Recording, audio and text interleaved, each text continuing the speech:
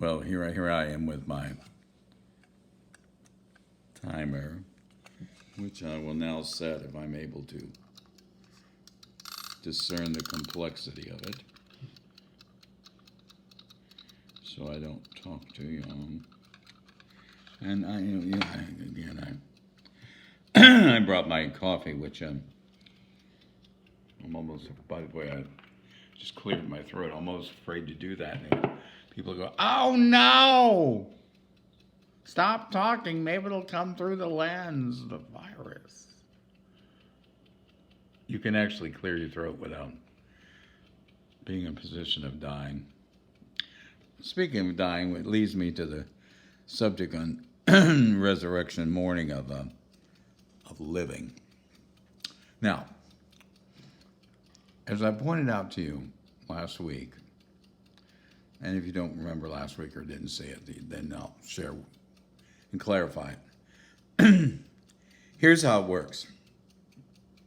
The earth did not come to me. I came to the earth. So the earth didn't do a renovation to try to be pleasing to me, but rather it established itself through a bunch of evolving circumstances to become what it is, and it requests that I come to an understanding of earth. Now this is a big problem because we got some people going around, going, God created the heavens and the earth. And we got some people going, that's ridiculous. It's all science.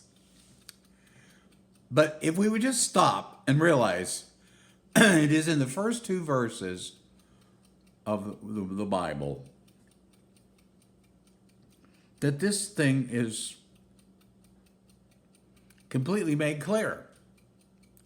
Because it starts out with Genesis, which is the first book in the Bible, and verse 1 says, in the beginning, God created the heavens and the earth.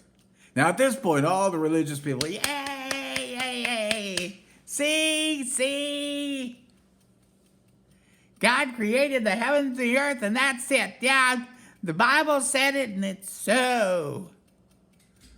But then, right after that, in the next wording, comes this phrase, and the earth was without form and void. Now, if you don't know what that means God created the world a mess.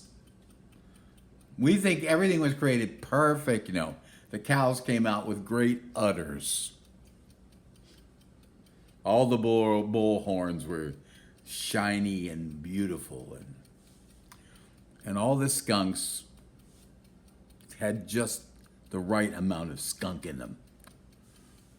And nothing could be further from the truth because we're told that the heavens and the earth were created. I'm comfortable. But then God chooses to use evolution, science, to progress the process.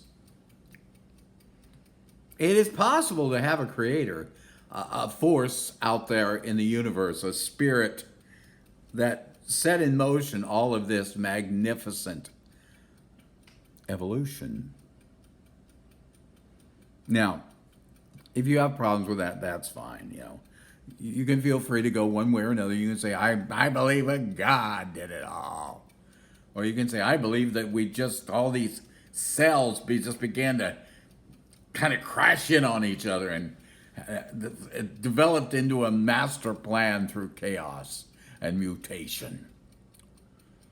Or you can understand it would be very easy to come up with a plan where the earth would be without form and void, and darkness was on the face of the earth. No, we know there's a possibility of this because the first things that God created after that were water and light, and those are the things that are necessary for life.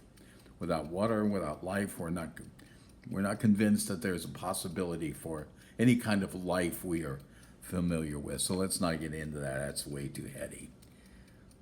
But he created water and light so there'd be a possibility for life to come forth and to evolve. And that's where it started to happen.